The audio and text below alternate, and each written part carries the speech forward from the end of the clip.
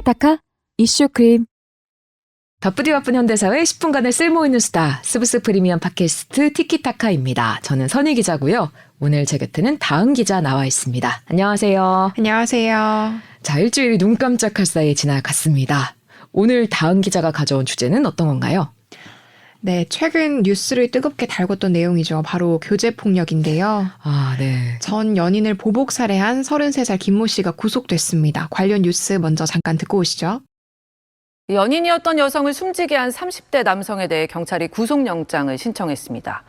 여성이 경찰에 신고한 거에 앙심을 품고 보복 살해한 혐의를 적용했습니다. 자, 어떤 내용인지 정리를 해주시죠.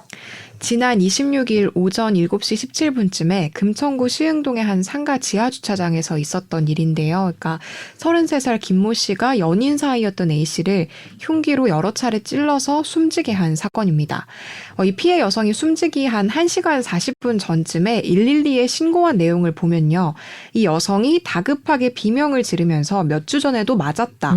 위치 추적을 해달라. 이렇게 얘기한 걸로 확인이 됐거든요. 네. 그리고 김 씨는 이날 이외에도 이제 지난 21일에도 이별을 통보한 여성의 집으로 찾아가서 현관문 비밀번호를 바꾸고 TV를 부쉈다. 이렇게 위협도 한 걸로 파악이 됐는데요.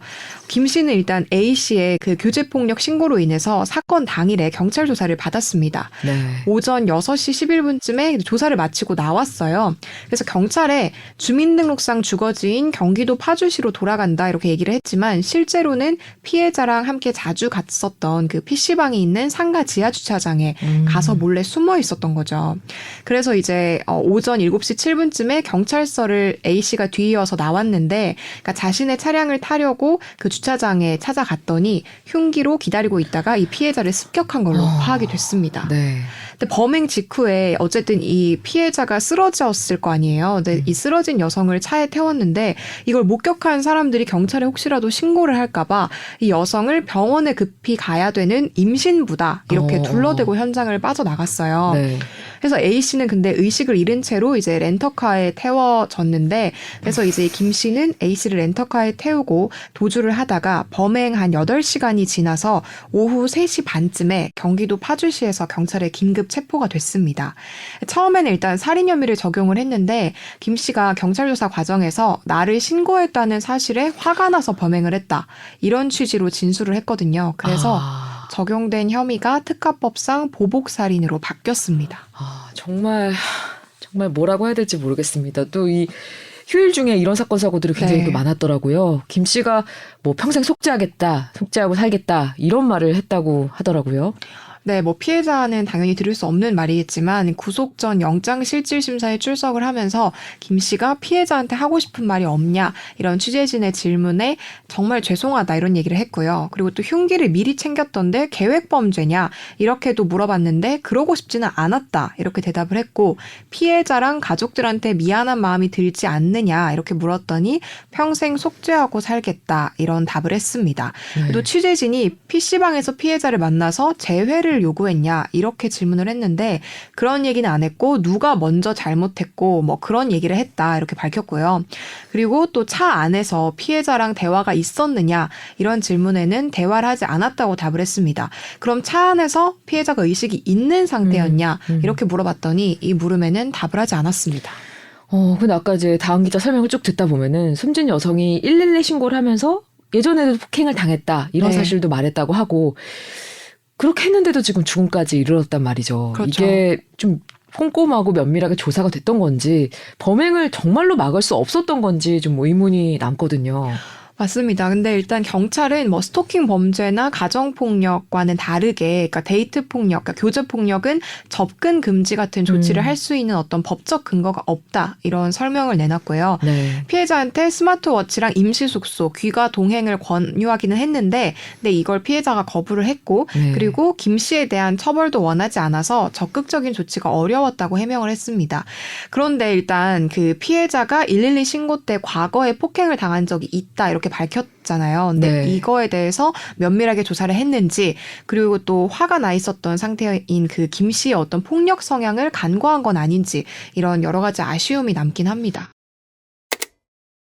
진짜 이런 교제폭력 한두 건이 아니고 이번 주말 안에만 해도 몇 건이 있었죠. 네, 그렇죠. 일단 지난 28일 새벽 4시 55분쯤이죠. 경기 안산 단원경찰서에 남동생한테 사람을 죽였다는 내용의 문자 메시지를 받았다. 이런 신고가 접수가 됐어요. 그래서 이 신고를 받고 경찰이 현장에 가봤더니 안산 단원구 소재에 있는 빌라에 숨진 30대 여성이랑 흉기에 찔린 채 누워있는 30대 남성이 발견이 됐는데요. 그러니까 경찰은 이 남성이 동거하던 여성의 목을 졸라서 살해하고 누나한테 문자 메시지로 이 사실을 알린 뒤에 흉기로 스스로 자해한 걸로 보고 있습니다. 근데 지금 이 가해자가 중태에 빠져 있어요. 그래서 아직 이제 의식을 회복하지 못해서 일단 경찰은 주변인 조사 등을 하고 있는 상황이고요. 그리고 또 이것뿐만이 아니죠. 일단 지난 25일에는 경기 안산에 있는 한 모텔에서 20대 남성이 여자친구를 목 졸라 살해하고 달아나는 일이 있었습니다. 남성은 한 도주 2시간 뒤에 여자친구랑 싸웠는데 숨을 쉬지 않는다. 이렇게 119에 신고를 했어요. 네. 그리고 또 이 남성이 살해한 뒤에 지하철을 이용해서 도주를 하다가 경찰에 붙잡혔고요. 남성은 여자친구랑 다투다가 화가 나서 목을 눌렀는데 숨졌다. 이렇게 경찰에 진술했습니다. 그리고 일단 뭐 이런 살인 사건과는 또 별개로 폭행 사건도 있었는데 지난 27일에 저녁 한 6시 40분쯤에 그 서울 마포구 합정역 근처에서 헤어진 여자친구를 폭행한 뒤에 차량에 태워서 납치를 하는 이런 일이 있었어요. 네. 네, 이 30대 남성이 이제 경찰에 붙잡혔고 그러니까 목격자가 신고를 해서 경찰이 추적에 나섰는데 저녁 한 7시 15분에 마포구 상수역 근처에서 이 남성의 차를 발견하고 현행범으로 체포를 했습니다. 그런데 이 남성이 이번뿐만이 아니라 그 이전에도 피해 여성한테 폭력이랑 스토킹을 저질러서 경찰 조사를 받은 이력이 있는 사람으로 확인이 됐어요. 네. 그러니까 이렇게 경찰청 통계를 보면 교제폭력 범죄 검거 수가 2020년에 8,982명에서 2021년에는 1,554명, 그리고 2022년에는 12,841명으로 매년 증가하는 추세를 보이고 있습니다. 맞아요. 기사로도 더 많이 나오는 것 같아요. 정말로. 네, 그래서 또 범죄 유형도 뭐 이런 살인뿐만 아니라 폭행이나 성폭력, 그리고 주거침입, 감금 이런 다양한 형태가 있었습니다. 근데 상황이 점점 더 심각해지고 있는 것 같은데 이게 교제폭력이 일반적인 가정폭력과 달리 규정하는 법 자체가 아직도 없는 거죠. 네, 일단 교제폭력은 가정폭력이나 스토킹 범죄에 해당하지 않는 경우가 많아서 입법 사각지대에 놓여 있는 상태인데요.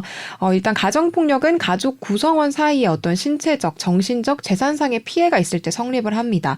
그래서 피해자가 보복범죄에 노출될 위험이 있으면 피해자 동의가 없어도 강제로 분리해서 보호 조치를 하거든요. 네. 그리고 또 스토킹 범죄에 해당하려면 지속적이고 반복적으로 상대방 의사에 반해서 어떤 정당한 이유 없이 불안감이랑 공포심을 일으켜야 되는데 네. 또 이제 스토킹 처벌법에 따르면 경찰은 피해자 보호가 필요하다고 판단을 하면 영장을 받아서 피해자를 구속할 수도 있습니다. 네. 근데 이제 이 교제폭력 같은 경우에는 사실 피해자랑 가해자가 가족 구성원에 해당하지 않잖아요. 그렇죠. 그리고 또 반복적으로 범죄가 이뤄지지 않는 경우가 많아서 이런 뭐 스토킹 범죄 같은 임시 조치가 가능하지 않을 때가 많고요. 네. 또 교제폭력과 관련된 법안들이 그래서 그동안 꾸준하게 발의가 됐는데 국회의 문턱을 넘지 못했습니다.